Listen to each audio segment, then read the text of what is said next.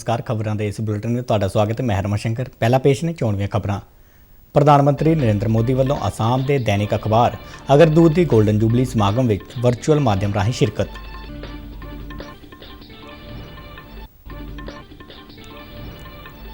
नरेंद्र मोदी भलके वाराणसी में सर्व भारती सिक्ख्या समागम का उद्घाटन करेंगे। केंद्र सरकार ने कोविड टीके की एहतियाती खुराक लिए 9 महीने के वक्फे को घटा के 6 महीने किया।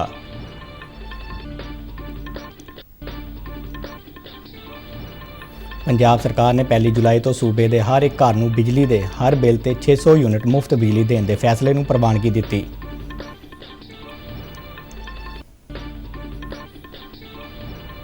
लुधियाना में दिव्यांगजनों लिए अपनी किस्म का पहला हुनर विकास केंद्र स्थापित किया गया।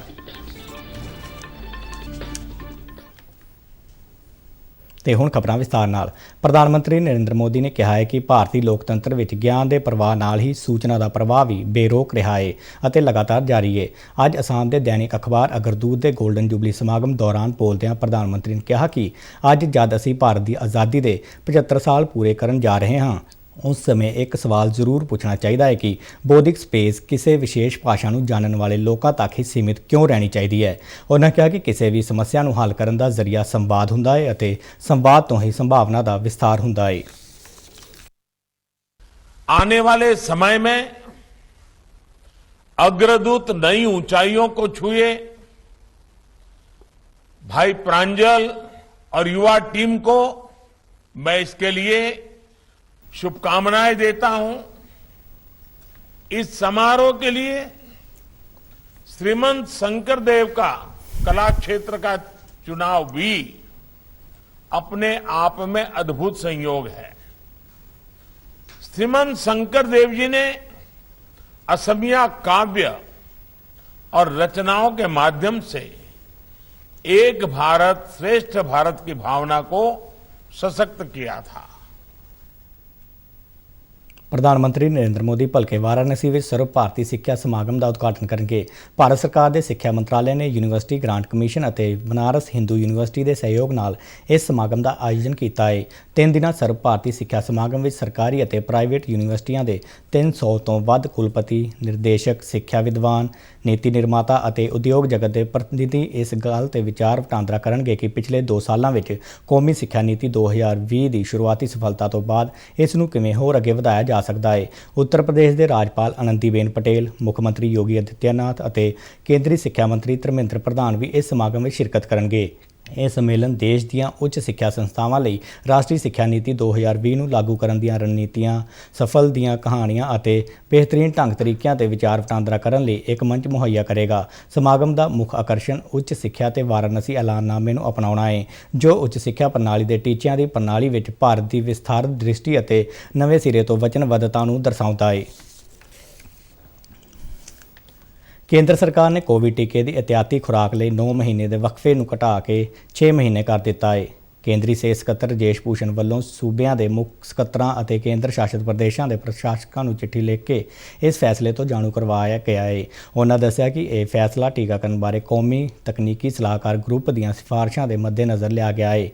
इस तरह हुण 18 तो 59 साल तक की उम्र वाले सारे ही लाभार्थी कोविड टीके की दूसरी खुराक तो बाद 6 महीने या 26 हफ्तिਆਂ के वक्फे तो बाद प्राइवेट कोविड टीकाकरण केंद्रों तो लै सकते हैं।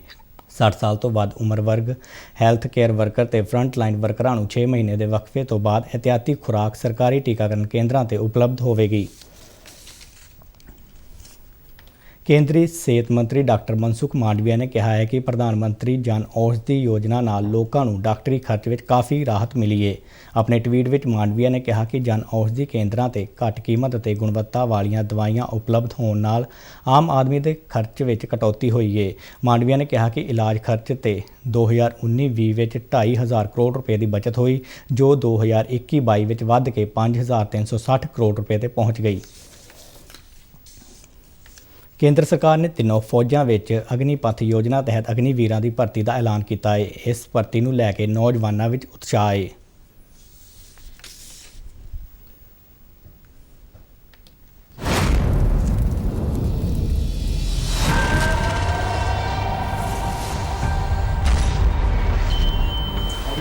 राष्ट्र सब तो ऊपर ਦੇਸ਼ ਨਾਲ ਹੀ ਹੋਵੇ ਜਿਸ ਦੀ ਪਛਾਣ।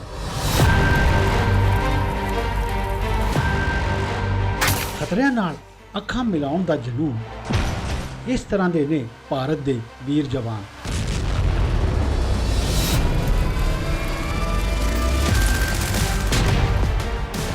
ਇਹਨਾਂ ਫੌਲਾਦੀ ਜਜ਼ਬਿਆਂ ਨੂੰ ਦਿੰਦੀ ਹੈ ਫੌਜ ਇੱਕ ਨਵੀਂ ਪਛਾਣ। ਦੇਵੋ ਦੇਸ਼ ਨੂੰ ਆਪਣੇ 4 ਸਾਲ ਛਾਤੀ ਤਾਣ ਸੰਕਲਪ ਕਰ। ਬਹੁਤ ਖਾਸ ਹੈ ਜਵਾਨਾਂ ਲਈ ਇਹ ਦੇਸ਼ ਸੇਵਾ ਦਾ ਮੌਕਾ। ਚਲੋ ਭਰੀਏ ਭਾਰਤੀ ਫੌਜ ਵਿੱਚ ਜਵਾਨ ਜੋਸ਼, ਅਸੀਂ ਸਾਰੇ ਮਿਲ ਕੇ। ਵਰਦੀ ਦਾ ਮਾਣ ਮਿਲੇ ਜੋ ਇੱਕ ਸੁਨਹਿਰੀ ਕਲ ਨਾਲ ਸਜੇ, ਤਮਗਾ ਵਧਾਵੇ ਸੀਨੇ ਦੀ ਸ਼ਾਨ।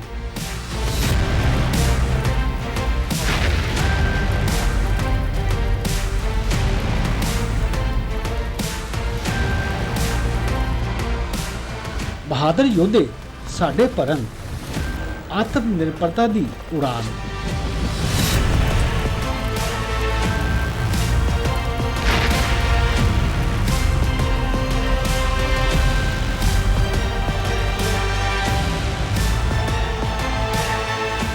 ਹੁਣ ਪਰਬਤ ਵੀ ਨਹੀਂ ਹਿਲਾ ਸਕੇ ਇਹਨਾਂ ਦੇ ਹੌਸਲਿਆਂ ਨੂੰ, ਜਿਨ੍ਹਾਂ ਨੇ ਕੀਤਾ ਕਤਰਾ ਕਤਰਾ ਦੇਸ਼ ਦੇ ਨਾਮ।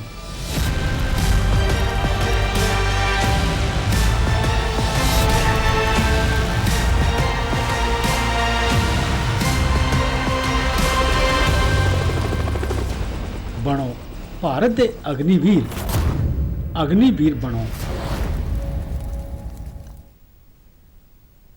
ਆਜ਼ਾਦੀ ਕਾ ਅੰਮ੍ਰਿਤ ਮਹੋਤਸਵ ਨੂੰ ਸਮਰਪਿਤ ਆਜ਼ਾਦੀ ਕਾ ਸਫ਼ਰ ਤਹਿਤ ਅਸੀਂ ਭਾਰਤ ਦੀ ਆਜ਼ਾਦੀ ਵਿੱਚ ਯੋਗਦਾਨ ਪਾਉਣ ਵਾਲੇ ਵੱਖ-ਵੱਖ ਮੰਨੇ ਪ੍ਰਮੰਨੇ ਅਤੇ ਗੁਮਨਾਮ ਆਜ਼ਾਦੀ ਸੰਗਰਾਮੀਆਂ ਦੇ ਜੀਵਨ ਦੇ ਪਹਿਲੂਆਂ ਤੋਂ ਤੁਹਾਨੂੰ ਜਾਣੂ ਕਰਵਾਉਂਦੇ ਹਾਂ। ਇਸ ਤੋਂ ਇਲਾਵਾ ਆਜ਼ਾਦੀ ਦੇ ਸੰਘਰਸ਼ ਨਾਲ ਜੁੜੀਆਂ ਹੋਰ ਗਤੀਵਿਧੀਆਂ ਬਾਰੇ ਵੀ ਦੱਸਦੇ ਹਾਂ। ਅੱਜ ਦੀ ਕੜੀ ਵਿੱਚ ਅਸੀਂ ਤੁਹਾਨੂੰ ਉੱਘੇ ਸਮਾਜ ਸੁਧਾਰਕ ਆਰਜੀ ਭੰਡਾਰਕਰ, ਸਮਾਜਿਕ ਨਿਆਂ ਦੇ ਮੋਢੀ ਬਾਬੂ ਜਗਜੀਵਨ ਰਾਮ ਅਤੇ ਅਮਰਵੀਰ ਸਾਧੂ ਸਿੰਘ ਬਾਰੇ ਜਾਣਕਾਰੀ ਦੇ ਰਹੇ ਹਾਂ।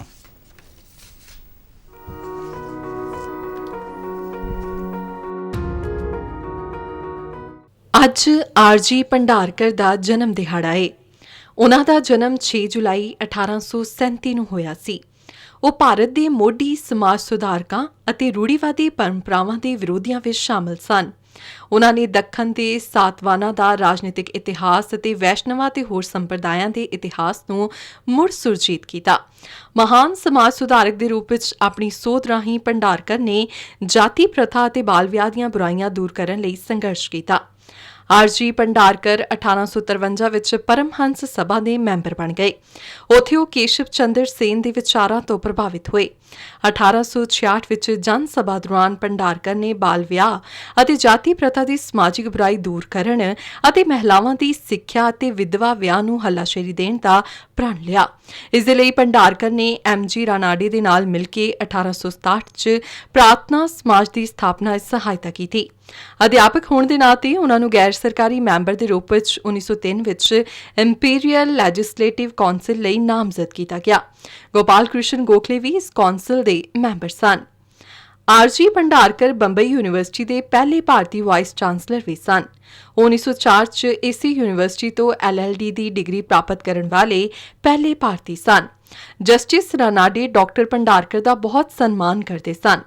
रानाडे ने कहा कि डॉक्टर भंडारकर का स्थान ब्रह्म समाज के महान नेताओं से कम नहीं है।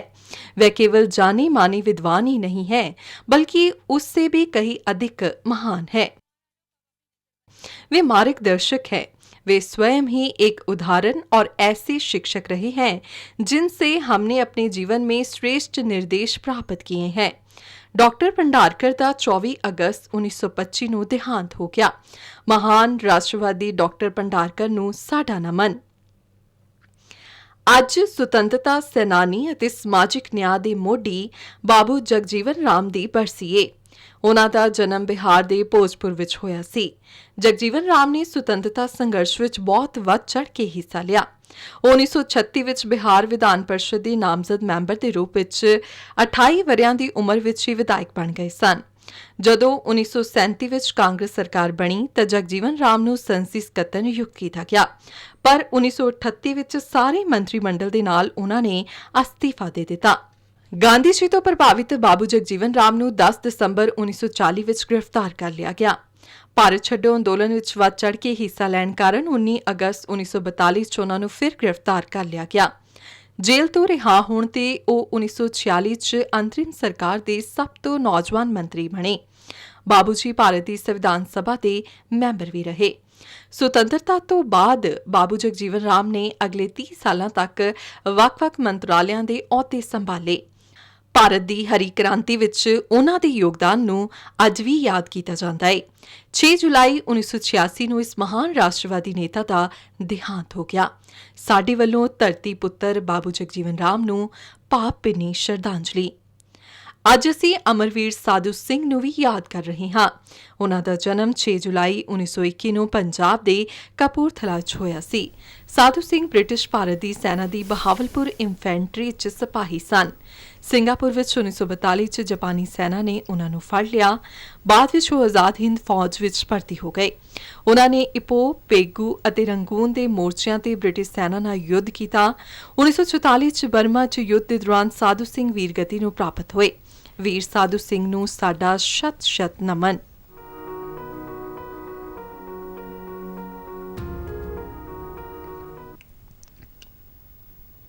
ਪੰਜਾਬ ਸਰਕਾਰ ਨੇ 1 ਜੁਲਾਈ ਤੋਂ ਸੂਬੇ ਦੇ ਹਰ ਇੱਕ ਘਰ ਨੂੰ ਬਿਜਲੀ ਦੇ ਹਰ ਬਿੱਲ ਤੇ 600 ਯੂਨਿਟ ਮੁਫਤ ਬਿਜਲੀ ਦੇਣ ਦੇ ਫੈਸਲੇ ਨੂੰ ਅੰਤਿਮ ਪ੍ਰਵਾਨਗੀ ਦੇ ਦਿੱਤੀ ਹੈ।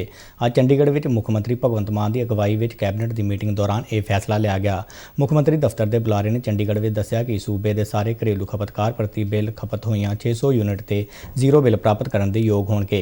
ਇਸ ਨਾਲ ਘਰੇਲੂ ਖਪਤਕਾਰਾਂ ਨੂੰ ਵੱਡੀ ਰਾਹਤ ਮਿਲੇਗੀ, ਜਿਨ੍ਹਾਂ ਨੂੰ ਹੁਣ ਤੱਕ ਹਰ ਮਹੀਨੇ ਬਿਜਲੀ ਦਰਾਂ ਦੇ ਰੂਪ ਵਿੱਚ ਕਾਫੀ ਖਰਚਾ ਕਰਨਾ ਪੈਂਦਾ ਸੀ। ਇਸ ਫੈਸਲੇ ਅਨੁਸਾਰ ਅਨੁਸੂਚਿਤ ਜਾਤਾਂ, ਗਰੀਬੀ ਰੇਖਾ ਤੋਂ ਹੇਠਲੇ ਗੈਰ ਅਨੁਸੂਚਿਤ ਜਾਤੀ ਅਤੇ ਪਛੜੀ ਸ਼੍ਰੇਣੀ ਵਰਗ ਦੇ ਘਰੇਲੂ ਖਪਤਕਾਰ ਜੋ ਮੌਜੂਦਾ ਸਮੇਂ ਹਰ ਬਿੱਲ ਦੇ 400 ਯੂਨਿਟ ਮੁਫਤ ਬਿਜਲੀ ਦੇ ਯੋਗ ਸਨ, ਉਹਨਾਂ ਨੂੰ ਵੀ ਸਬਸਿਡੀ ਤੇ 600 ਯੂਨਿਟ ਬਿਜਲੀ ਮੁਫਤ ਮਿਲੇਗੀ। ਇਸੇ ਤਰ੍ਹਾਂ ਪੰਜਾਬ ਦੇ ਸੁਤੰਤਰਤਾ ਸੈਨਾਨੀਆਂ ਅਤੇ ਉਹਨਾਂ ਦੇ ਵਾਰਸ ਘਰੇਲੂ ਖਪਤਕਾਰ ਜੋ ਮੌਜੂਦਾ ਸਮੇਂ 400 ਯੂਨਿਟ ਮੁਫਤ ਬਿਜਲੀ ਦੇ ਯੋਗ ਸਨ, ਉਹਨਾਂ ਨੂੰ ਵੀ ਸਬਸਿਡੀ ਤੇ 600 ਯੂਨਿਟ ਪ੍ਰਤੀ ਬਿੱਲ ਬਿਜਲੀ ਮੁਫਤ ਦਿੱਤੀ ਜਾਵੇਗੀ। ਜੇਕਰ SC, PPL, non SC, BC ਅਤੇ ਆਜ਼ਾਦੀ ਘੁਲਾਟੀਆਂ ਦੀਆਂ ਸ਼੍ਰੇਣੀਆਂ ਦੀ ਖਪਤ ਪ੍ਰਤੀ ਬਿੱਲ 600 ਯੂਨਿਟ ਤੋਂ ਵੱਧ ਆਉਂਦੀ ਹੈ ਤਾਂ ਉਹ 600 ਮੁਫਤ ਯੂਨਿਟ ਨੂੰ ਵੱਧ ਛੱਡ ਕੇ ਖਪਤ ਹੋਣ ਵਾਲੀਆਂ ਯੂਨਿਟਾਂ ਦੀ ਪੂਰੀ ਤੈਅ ਦਰਾਂ, ਮੀਟਰ ਕਿਰਾਇਆ ਅਤੇ ਲਾਗੂ ਹੋਣ ਵਾਲੇ ਸਰਕਾਰੀ ਟੈਕਸਾਂ ਦੇ ਨਾਲ ਭੁਗਤਾਨ ਕਰਨਗੇ। ਪੰਜਾਬ ਮੰਤਰੀ ਮੰਡਲ ਨੇ ਸਾਰੇ ਘਰੇਲੂ ਖਪਤਕਾਰਾਂ ਦੇ 31 ਦਸੰਬਰ 2021 ਤੱਕ ਦੇ ਖੜੇ ਬਕਾਏ, ਜਿਨ੍ਹਾਂ ਦਾ 30 ਜੂਨ 2022 ਤੱਕ ਭੁਗਤਾਨ ਨਹੀਂ ਕੀਤਾ ਗਿਆ ਸੀ, ਨੂੰ ਮੁਆਫ ਕਰਨ ਲਈ ਹਰੀ ਝੰਡੀ ਦਿੱਤੀ ਗਈ। ਇਸ ਫੈਸਲੇ ਨਾਲ ਲਗਭਗ 28,10,000 ਘਰੇਲੂ ਖਪਤਕਾਰਾਂ ਨੂੰ ਕੁੱਲ 1,298 ਕਰੋੜ ਰੁਪਏ ਦੀ ਰਾਹਤ ਮਿਲੇਗੀ। 1999 ਬੈਚ ਦੇ IAS ਅਧਿਕਾਰੀ ਵਿਜੇ ਕੁਮਾਰ ਜੰਜੂਆ ਨੇ ਅੱਜ ਪੰਜਾਬ ਦੇ ਮੁੱਖ ਸਕੱਤਰ ਦਾ ਅਹੁਦਾ ਸੰਭਾਲ ਲਿਆ। ਵਿਜੇ ਕੁਮਾਰ ਜੰਜੂਆ ਨੇ ਅਨਿਰੁੱਧ ਤਿਵਾੜੀ ਦੀ ਥਾਂ ਸੂਬੇ ਦੇ ਨਵੇਂ ਮੁੱਖ ਸਕੱਤਰ ਦਾ ਅਹੁਦਾ ਸੰਭਿਆ। ਅਨਿਰੁੱਧ ਤਿਵਾੜੀ ਨੂੰ ਹੁਣ ਮਹਾਤਮਾ ਗਾਂਧੀ ਰਾਜ ਲੋਕ ਪ੍ਰਸ਼ਾਸਨ ਸੰਸਥਾ ਦਾ ਡਾਇਰੈਕਟਰ ਜਨਰਲ ਲਗਾਇਆ ਗਿਆ ਹੈ। ਪੰਜਾਬ ਸਰਕਾਰ ਵੱਲੋਂ ਜਾਰੀ ਹੁਕਮਾਂ ਅਨੁਸਾਰ ਵਿਜੇ ਜੰਜੂਆ ਮੁੱਖ ਸਕੱਤਰ ਦੇ ਅਹੁਦੇ ਦੇ ਨਾਲ-ਨਾਲ ਪ੍ਰਮੁੱਖ ਸਕੱਤਰ ਪਰਸੋਨਲ ਤੇ ਵਿਜੀਲੈਂਸ ਦਾ ਵਾਧੂ ਕਾਰਜਭਾਰ ਵੀ ਸੰਭਾਲਣਗੇ। ਜ਼ਿਕਰਯੋਗ ਹੈ ਕਿ ਵਿਜੇ ਜੰਜੂਆ ਨੇ ਪੰਜਾਬ ਦੇ ਵੱਖ-ਵੱਖ ਵਿਭਾਗਾਂ 'ਚ ਕੰਮ ਕੀਤਾ, ਜਿਨ੍ਹਾਂ ਵਿੱਚ ਪੇਂਡੂ ਵਿਕਾਸ, ਉਦਯੋਗ, ਕਿਰਤ, ਪਸ਼ੂ ਪਾਲਣ ਆਦਿ ਸ਼ਾਮਲ ਨੇ। ਉਹਨਾਂ ਭਾਰਤ ਸਰਕਾਰ ਵਿੱਚ ਉਦਯੋਗਿਕ ਨੀਤੀ ਅਤੇ ਪ੍ਰੋਤਸਾਹਨ ਵਿਭਾਗ ਵਿੱਚ ਡਾਇਰੈਕਟਰ ਉਦਯੋਗ ਵਜੋਂ 3 ਸਾਲ ਸੇਵਾ ਨਿਭਾਈਆਂ। ਫਤਿਹਗੜ੍ਹ ਸਾਹਿਬ ਜ਼ਿਲ੍ਹੇ ਦੇ ਡਿਪਟੀ ਕਮਿਸ਼ਨਰ ਵਜੋਂ ਆਪਣੇ ਕਾਰਜਕਾਲ ਦੌਰਾਨ ਜੰਜੂਆ ਨੇ NIC ਦੀ ਮਦਦ ਨਾਲ ਇੱਕ ਸੌਫਟਵੇਅਰ PRISM ਪ੍ਰਿਜ਼ਮ ਤਿਆਰ ਕੀਤਾ ਅਤੇ ਪੰਜਾਬ ਵਿੱਚ ਪਹਿਲੀ ਵਾਰ ਜਾਇਦਾਦਾਂ ਦੀ ਕੰਪਿਊਟਰਕ੍ਰਿਤ ਰਜਿਸਟ੍ਰੇਸ਼ਨ ਸ਼ੁਰੂ ਕੀਤੀ। ਲੁਧਿਆਣਾ ਵਿੱਚ ਦਿਵਿਆਂਗਜਨਾਂ ਲਈ ਆਪਣੀ ਕਿਸਮ ਦਾ ਪਹਿਲਾ ਹੁਨਰ ਵਿਕਾਸ ਕੇਂਦਰ ਸਥਾਪਿਤ ਕੀਤਾ ਗਿਆ ਹੈ। ਪੰਜਾਬ ਹੁਨਰ ਵਿਕਾਸ ਮਿਸ਼ਨ ਦੀ ਡਾਇਰੈਕਟਰ ਦੀਪਤੀ ਉਪਲ ਨੇ ਲੁਧਿਆਣਾ ਦੇ Gujranwala Guru Nanak Institute of Vocational Studies ਵਿੱਚ ਇਸ ਕੇਂਦਰ ਦਾ ਉਦਘਾਟਨ ਕੀਤਾ। ਇਸ ਮੌਕੇ ਉਹਨਾਂ ਕਿਹਾ ਕਿ ਇਸ ਵਿਲੱਖਣ ਪਹਿਲਕਦਮੀ ਦਾ ਪੂਰੇ ਪੰਜਾਬ ਵਿੱਚ ਵਿਸਥਾਰ ਕੀਤਾ ਜਾਵੇਗਾ। ਲੁਧਿਆਣਾ ਦੇ ਇਸ ਹੁਨਰ ਵਿਕਾਸ ਕੇਂਦਰ ਵਿੱਚ 180 ਅੰਗਹੀਨ ਵਿਦਿਆਰਥੀਆਂ ਨੂੰ 3 ਵੱਖ-ਵੱਖ ਟ੍ਰੇਡਾਂ ਲਈ ਮੁਫਤ ਹੁਨਰ ਵਿਕਾਸ ਸਿਖਲਾਈ ਦਿੱਤੀ ਜਾਵੇਗੀ। ਚੁਣੇ ਗਏ 60 ਸਿਖਿਆਰਥੀਆਂ ਨੂੰ ਡਾਟਾ ਐਂਟਰੀ ਆਪਰੇਟਰਾਂ ਵਜੋਂ 380 ਘੰਟੇ ਸਿਖਲਾਈ ਦਿੱਤੀ ਜਾਣੀ ਹੈ। ਮਿਸ਼ਨ ਡਾਇਰੈਕਟਰ ਨੇ ਇਸ ਪਹਿਲਕਦਮੀ ਨੂੰ ਮਾਨਵਤਾ ਦੀ ਸੱਚੀ ਸੇਵਾ ਦੱਸਦਿਆਂ ਸਰੀਰਕ ਤੌਰ ਤੇ ਅਪਾਹਜ ਵਿਅਕਤੀਆਂ ਦੇ ਜੀਵਨ ਨੂੰ ਬਦਲਣ ਦੇ ਉਦੇਸ਼ ਨਾਲ ਇਸ ਪ੍ਰੋਜੈਕਟ ਨੂੰ ਸ਼ੁਰੂ ਕਰਨ ਲਈ NGO ਡੈਫ ਕ੍ਰਿਕਟ ਫੈਡਰੇਸ਼ਨ ਦੇ ਯਤਨਾਂ ਦੀ ਸ਼ਲਾਘਾ ਕੀਤੀ।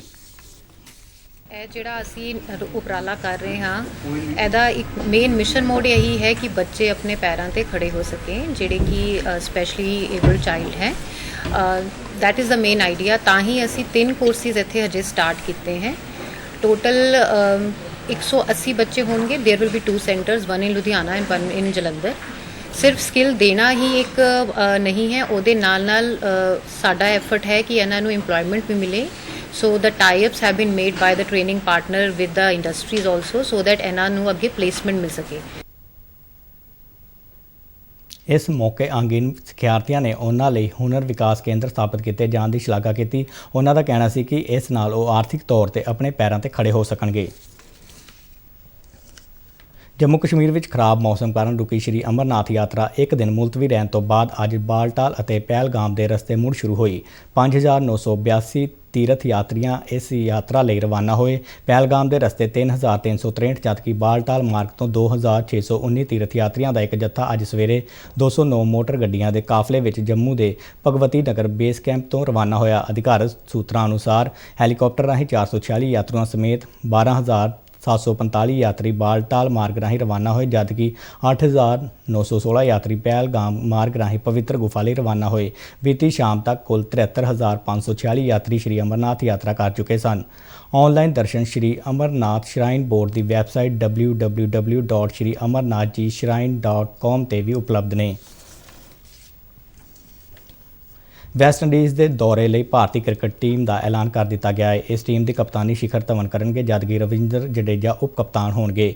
16 ਮੈਂਬਰੀ ਟੀਮ ਵਿੱਚ ਰਿਤੂਰਾਜ ਗਾਇਕਵਾੜ, ਸ਼ੁਭਮਨ ਗਿੱਲ, ਦੀਪਕ ਹੁੱਡਾ, ਸੂਰਿਆ ਕੁਮਾਰ ਯਾਦਵ, ਸ਼੍ਰੇयस अय्यर, ईशान किशन, संजू सैमसन, शरदुल ठाकुर, युजवेंद्र चाहल, अक्षर पटेल, अवेश खान, प्रसिद्ध कृष्णा, ਮੁਹੰਮਦ ਸਿਰਾਜ ਅਤੇ ਅਰਸ਼ਦੀਪ ਸਿੰਘ ਦੇ ਨਾਮ ਵੀ ਸ਼ਾਮਲ ਨੇ। ਵੈਸਟ ਇੰਡੀਜ਼ ਦੇ ਦੌਰੇ ਤੇ ਜਾਣ ਵਾਲੀ ਭਾਰਤੀ ਕ੍ਰਿਕਟ ਟੀਮ 3 ਇੱਕ ਦਿਨਾਂ ਮੈਚਾਂ ਦੀ ਲੜੀ ਖੇਡੇਗੀ। ਉਧਰ ਭਾਰਤ ਅਤੇ ਇੰਗਲੈਂਡ ਵਿਚਾਲੇ ਮੌਜੂਦਾ ਲੜੀ ਦਾ ਪਹਿਲਾ T20 ਮੈਚ ਭਲਕੇ ਸਾਊਥਹੈਂਪਟਨ ਵਿੱਚ ਖੇਡਿਆ ਜਾਵੇਗਾ। ਇੰਗਲੈਂਡ ਦੇ ਦੌਰੇ ਤੇ ਗਈ ਭਾਰਤੀ ਕ੍ਰਿਕਟ ਟੀਮ 3 ਮੈਚਾਂ ਦੀ T20 ਲੜੀ ਖੇਡੇਗੀ। ਦੂਜਾ T20 ਮੈਚ ਬਰਮਿੰਘਮ ਵਿੱਚ 9 ਜੁਲਾਈ ਨੂੰ, ਜਦਕਿ ਤੀਜਾ 10 ਜੁਲਾਈ ਨੂੰ ਨੋਟਿੰਗਮ ਵਿੱਚ ਖੇਡਿਆ ਜਾਣਾ ਹੈ। ਭਾਰਤ ਤੇ ਇੰਗਲੈਂਡ ਵਿਚਾਲੇ 3 ਇੱਕ ਦਿਨਾਂ ਮੈਚਾਂ ਦੀ ਲੜੀ ਵੀ ਖੇਡੀ ਜਾਣੀ ਹੈ। ਇੰਗਲੈਂਡ ਅਤੇ ਭਾਰਤ ਵਿਚਾਲੇ ਖੇਡੀ ਗਈ 5 ਟੈਸਟ ਮੈਚਾਂ ਦੀ ਲੜੀ ਬਰਾਬਰ ਰਹੀ।